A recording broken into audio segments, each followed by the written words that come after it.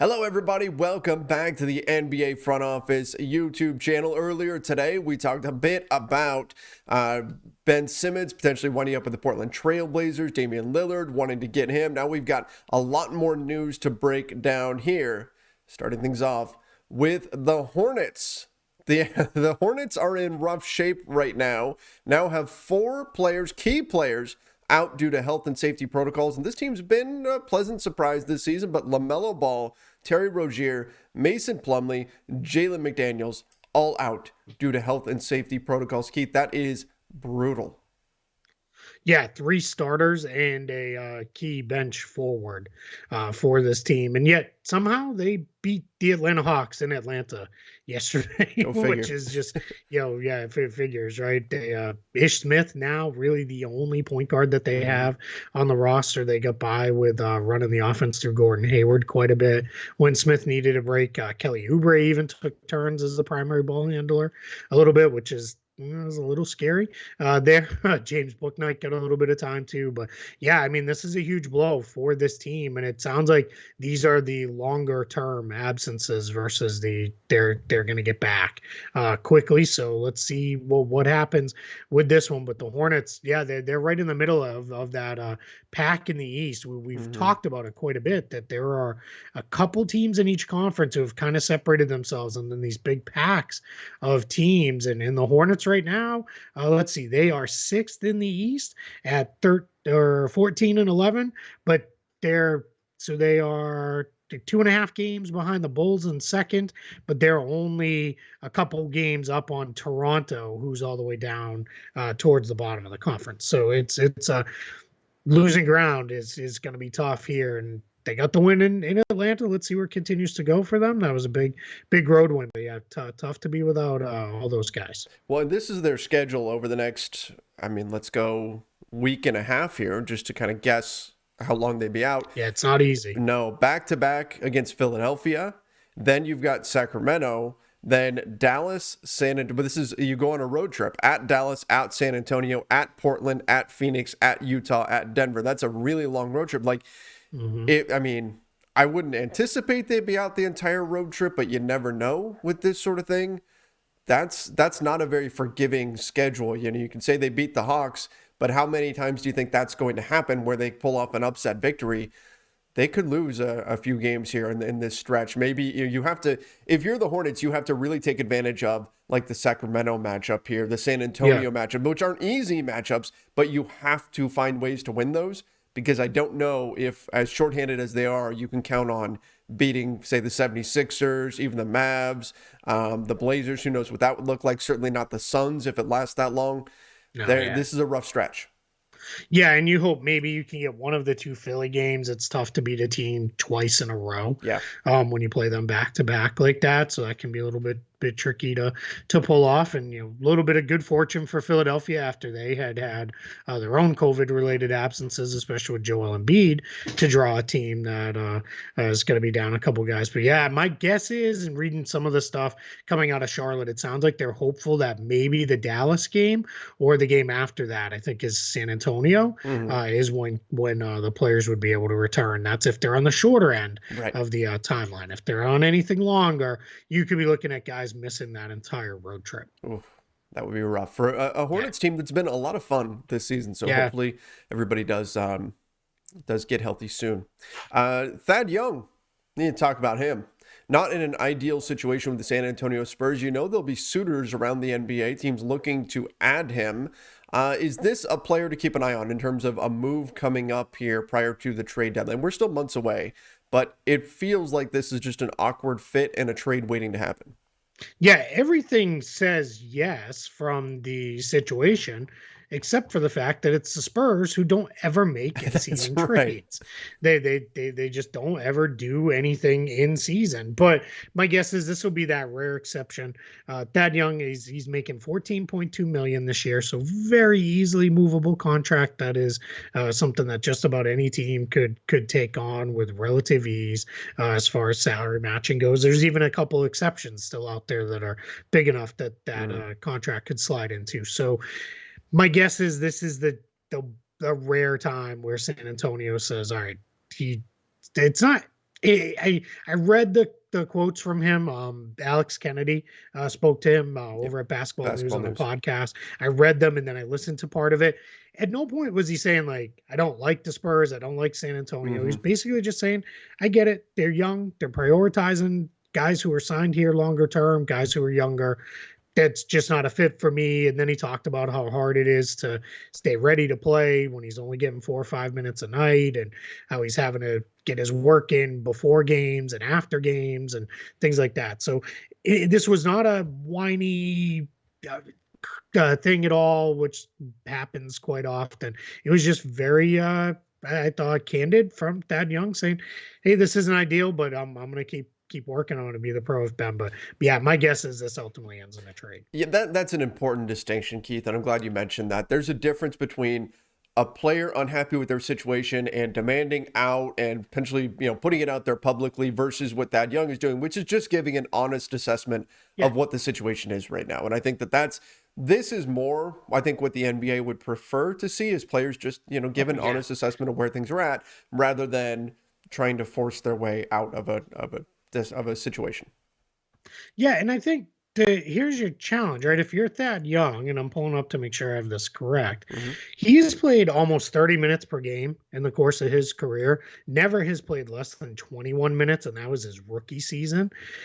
This year, 15 and a half minutes per game. So his playing time per game has essentially been cut in half. Yeah. He's still doing okay. Like all of his numbers, if you translate them out to enough minutes, they all look pretty good. Look right in range with where they've been. So clearly, this guy can still play, Yeah. despite the fact that he's this deep into his career. So my guess is the Spurs will get something good for him because Yeah. some veteran team will want him, whether it's a young player or something. People keep when this story broke and I commented on it, people went right into to my mentions and throughout like they needed to trade him to the Phoenix Suns. Hmm. That's a trade that makes a ton of sense Yeah. for the Suns. And if you could get Jalen Smith, you probably got to take Dario Saric to make the salaries work and maybe a pick. Yeah, that's not a bad return for the Spurs for a guy who is essentially just thrown in to make the DeMar DeRozan sign and trade work. That's right. That's right. He was just a guy where they absorbed his salary. So if the Spurs can get something out of him, then they probably do break their rules and make a midseason deal. Some negative news, I guess. TJ Warren, look, well, I guess we knew he would be out, but now officially out through December. He was so electric in the bubble before he got hurt. Yeah. I'm waiting and waiting and waiting for TJ Warren to get back. I can't imagine how frustrated he must be at this point to still not be back out there on the floor, but now out through the remainder of December. The Indiana Pacers are just so beat up right now. I think if we're looking around the NBA, which teams are most likely to make a move, it's probably the Pacers. It feels like they've got to make a decision one way or another. Yeah, Indiana and Portland. Those Yeah. are the two teams for me that as I've been saying on Twitter, they're past their expiration date, and that milk's starting to get a little stinky now. It's time to do something and move on and figure out something new. They both gave it really good runs with the core guys from these groups. It's just not working. It's not going to be something that I think is going to fix itself with these players. They've tried to supplement guys around their main players and that, and it just they've always been pretty good teams, but never good enough. And now it seems like both are sliding the other way. And you start to see this sometimes too. And I'm not accusing anyone of anything, but it becomes, what am I rushing back for? I'm going to make sure I am 100% Sure. healthy versus, all right, I'll play when I'm 90% and, try these things. So yeah, we're, at a point here where I think it is time for a change for all parties involved. Nicolas Batum out due to health and safety. Out of health and safety protocols. Yeah, He's been out coming for a back. while, and now he's back. Yeah. That's a big addition here for the Clippers. He was tremendous for them last season. Gives you that rangy wing player that can switch on to a lot of different positions, and he's been great ever since making the jump over to the Clippers. So they will welcome him back with open arms for Yeah. sure. Minus Kawhi, Clippers starting to get healthy. Yep. Serge Ibaka's playing, looks pretty good physically. Marcus Morris is back now. They're bench guys, so my guess is they'll continue to adjust and tweak their lineups a little bit here. Luke Kennard had the big game against the Lakers the other night. Eric He Bledsoe shot has been moved to the bench. 150% from three, which is pretty unheard of. He was good, man. As I put it, I said Kennard came up clutch. So with the K, just have a little bit of fun. Don't get mad. Don't sign off. um, but Eric Bledsoe got moved to the bench. That was kind of an interesting move. They wanted to get a little bit more size, I think, on the floor there. So Batum will come back. My guess is Ibaka will probably go back to the bench when Batum's ready to start again, and then you'll have Zubac, Morris, Batum, George, Jackson. Pretty good with Mann, Ibaka, Bledsoe, Kennard, Hartenstein coming off your bench, and then kind of still looming out there is, does Kawhi get back this year? We're not hearing anything, but anytime it's mentioned, no one is going like really hard to say, nope, not happening, not playing this year. Kind of like, right, I think back to KD 2 years ago. We were, the Nets were, nope, not happening, not going to play this year. Klay Thompson last year with the Warriors, not coming back, not happening. No one is shooting those down. That Kawhi's definitely not coming back. So, color me intrigued, I guess, is the best way to put that, because Clippers they're not bad, and round this out a little bit, they could be really tough. I think my guess is he comes back. I think that's what we're gonna see happen here, just because they would be saying he's not. They'd be saying, oh, no, it's not going to happen. It's not going to happen. It's not going to happen. That's what we've seen from them in the past. They would just be saying no, but I think that he is going to wind up coming back, particularly because look at the Western Conference right now, right? I mean, you've got Phoenix, you've got Golden State, you've got Utah, you've got those three teams at the top. But other than that, the West has been fairly soft, right? I mean, you've got just injuries have plagued the West, so you can look at things and say, you know what, this is wide open.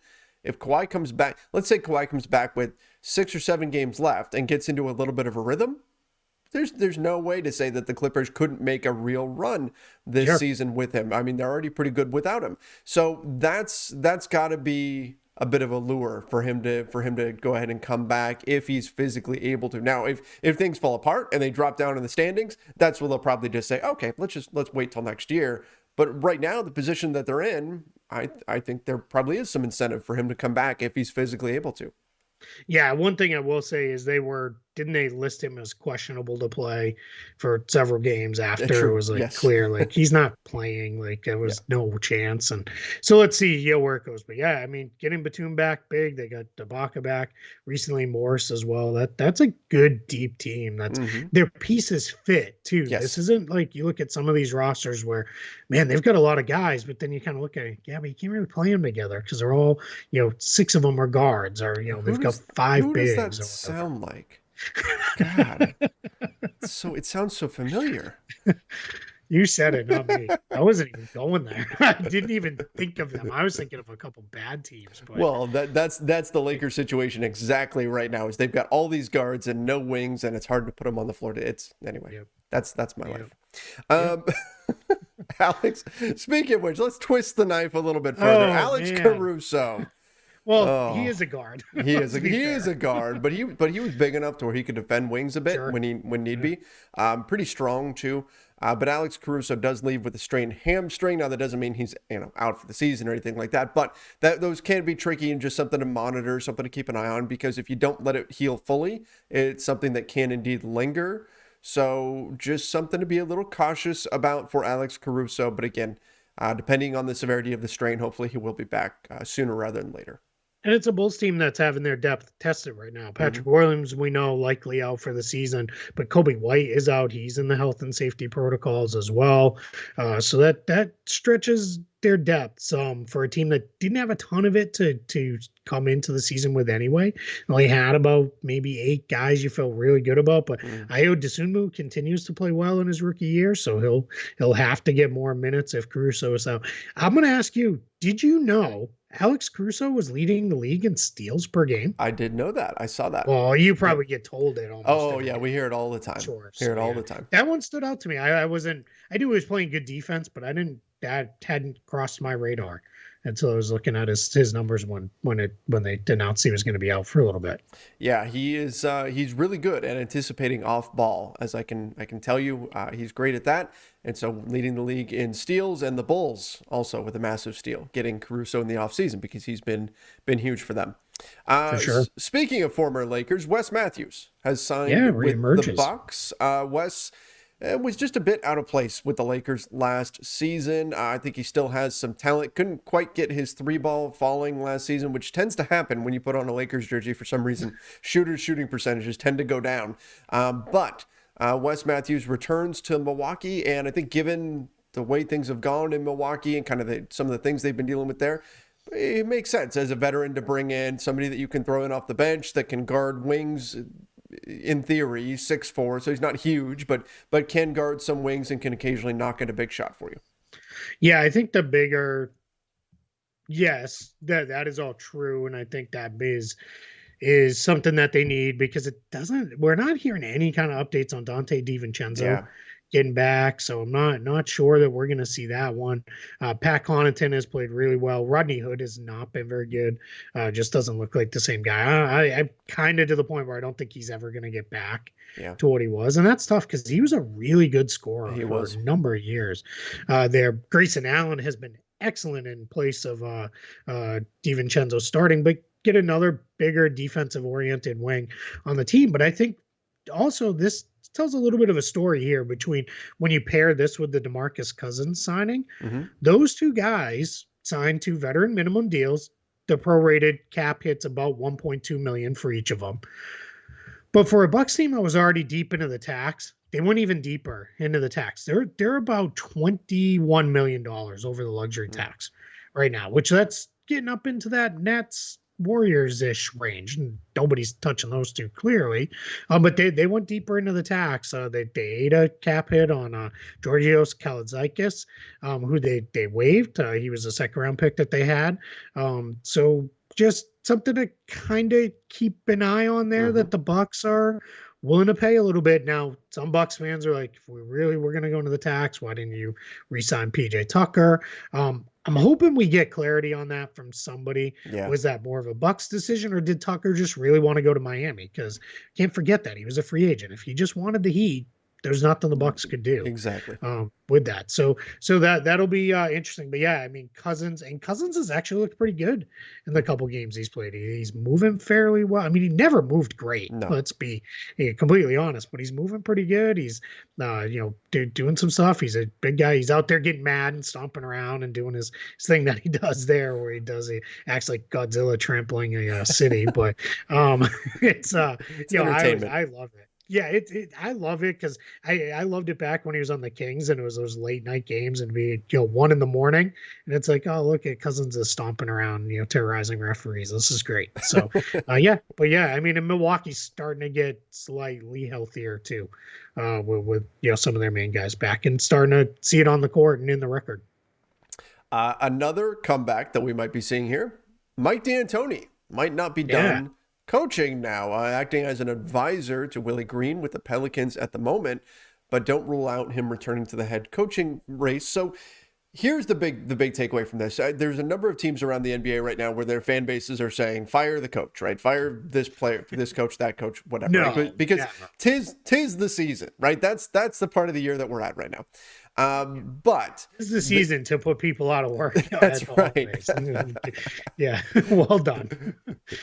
Oh, peace on earth, goodwill towards the other coach.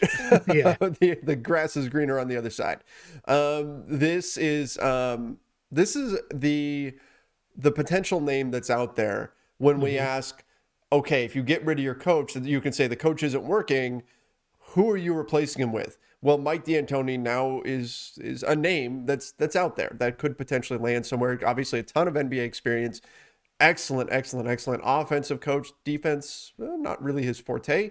But again, this is a very good, very seasoned coach that could step into a situation should something open up midseason here.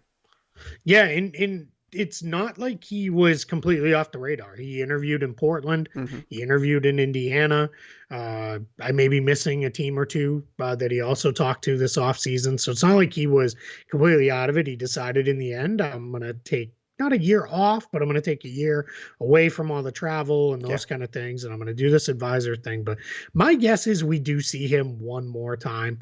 Someone will go, some team that needs to inject some life and get their offense going and playing quicker, playing a fun style. And, we should be, still kind of I always say this, indebted a little bit to Mike D'Antoni for just bringing a style back to the NBA that we hadn't seen in a long time. Teams Right. were so possession by possession playing, and he was like, "We're going to play fast. We're going to play quick."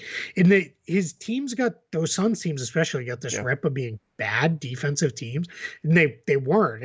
That was one of the groups that really had to adjust you from thinking about points per game scored and allowed to points per 100 possessions, and thinking in terms of offense and Right. defensive rating, because they played so fast. It wasn't necessarily that they were bad defensive teams. There was just a lot more possessions per game, which is funny now, because It's thinking that they slow. played so fast, now it's not even fast. No. But he helped usher teams in that direction. Oh yeah, I mean I remember when word first broke that Sean Marion was sliding to the 4 and Amari Stoudemire was going to be the 5. I mean Yeah. a lot of people around the NBA were just chuckling, saying that is Yep. never going to Never gonna work. And work. then Yep. suddenly they come out and they're just destroying people. In fact, at the time Seattle Sonics even had a season where they picked up the pace and they were just this not great team, and then suddenly jumped up to being like Yeah. this really solid team with Yep. Luke Ridnour running the Yeah, show, and that was kind of the in. last Ray Allen, Rashard Lewis team. Yes, yep, Yeah, where and they they went suddenly got bombs good. away from three, and yep. And so that kind of helped along with, and they're kind of the forgotten about group there, but the Suns as well, obviously were the main driving force to usher in the current era of the NBA. And a lot of that's credit to Mike D'Antoni. A lot of the way the offense is played right now around the league is credit to him. So I do think he gets another shot somewhere. Be interesting to see where, but I think somewhere he will get another shot here. Yeah, no doubt. All right, finish things up. How much help does Steph Curry need? The Warriors, were hoping that Ricky Rubio would get bought out. I don't think that's going to happen now in Cleveland. They've been too good, but they were hoping that Rubio would get bought out by the Cavs and that they could pounce and bring him to Golden State. Yeah, I mean, one is, you're absolutely right. It's not going to happen now. Cavs are legitimately good. Mm-hmm. They're good despite being without Colin Sexton. This is starting to turn into one of those, man, I wish he hadn't gotten hurt, because it would have made a real difference. But yeah, it was, the thought around the league was, they're acquiring Rubio. They already have Garland and Sexton. They've got that point guard mess to figure out. Yeah, he's probably just going to get bought out. This was an asset play or whatever it was, clear up the cap, blah, blah, blah. But no, they acquired him because they wanted him. They thought he could really help them, and he really has. But yeah, the Warriors, my guess is, if you look at the Warriors still today, the hole that they don't have any kind of backup point guard. Now, is it that big of a hole? Because when Steph sits, they tend to run the entire offense through Draymond, and that's fine. And you're talking about somebody who's going to play maybe 10 minutes per game in meaningful games, but it made sense that they were looking and saying, yeah, hey, we could grab Ricky Rubio. Why not? Right. I mean, and as you said, how much help does Steph Curry need? We talked about Goran Dragic to the Mavs earlier. Yeah. Wouldn't the Warriors be a great landing spot for him as well if he does wind up getting bought out? Would make a lot of sense there. I do think they need another guard, because let's say Steph Curry, God forbid, let's say that he tweaks an ankle or something and he's out a week or two. Yep. The Warriors don't have a lot of other ball handlers to turn to, because you're not going to play a full game with point Draymond. No. You're maybe putting the ball in the hands of Jordan Poole or something like that. Yeah, Poole, Gary Payton. Yeah, those guys, but they're not true point guards, so I think it does make sense for them to land somebody. It wouldn't surprise me if it's somebody that they get on the buyout market here when that heats up in a few months. Yeah, I think their challenge now is coming into roster spots more than anything, because they kind of use all of their guys quite a bit. I mean, Kuminga and Moody are two of the lower end guys, but they were both first round picks, so they're clearly not going anywhere. Maybe Damian Lee, but he's had his moments for them. Peyton's played well, and then after that, if you look at it, there's no easy cut to make to free up a roster spot. But yeah, if someone like Dragic shakes free and says, hey, I'm interested, you're at least going to take a call. Just a minor note on this. They're one of the few teams that uses their two-way positions to kind of double up. That isn't two wings. They actually have 2 point guards. They've got Chris Chioza, who's a veteran, bounced around the league a little bit. And then they have Jeff Doughton, who's a rookie. So they've actually got two point guards, and that's kind of how they get away with it. One of those two is usually active most games, and then that's what they'll throw them in there. They've used Chioza a lot. Yeah. So he's another guy who could maybe get the bump up to the 15-man standard roster if a roster spot frees up, but I don't think it's going to because Peyton's played too well for them for that to be a thing. Yeah, agreed. All right, everybody. Give us your thoughts in the comments down below. Obviously, we went over a lot here today, but let us know what your thoughts are. Mike D'Antoni, is he going to land somewhere? What about the Hornets? Can they hang on with most of their starting lineup out due to health and safety protocols? Not great for them. Nicolas Batum coming back, Alex Caruso's injury, a lot of different things that we broke down today. So give us your thoughts in the comments down below. Don't forget to subscribe, hit that button, and turn on notifications as well. Till next time, everybody. See ya and stay safe.